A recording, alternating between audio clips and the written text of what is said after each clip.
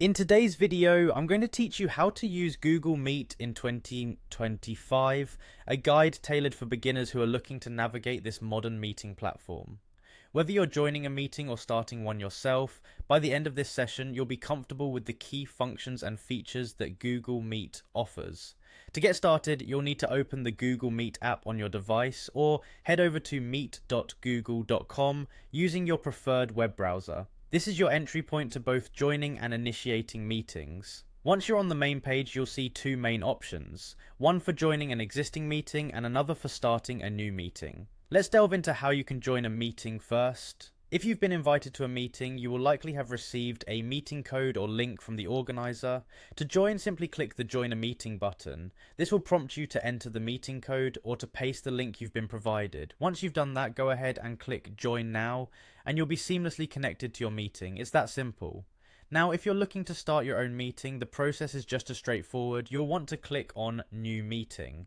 This action generates a unique meeting link which you will need to share with your participants. You can easily copy this link and send it to your colleagues, friends, or family, ensuring they have access to join. When you're ready, clicking Join Now will enable you to begin your call and start interacting with your attendees.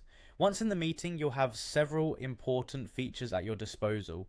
First and foremost are the audio and video controls located at the bottom of the screen. These icons allow you to mute or unmute your microphone and turn your camera on or off, providing you control over how you engage in the meeting. Additionally, if you have information or a presentation to show, you can utilize the screen sharing feature. Simply click Share Screen and choose the window or tab you'd like to display to everyone.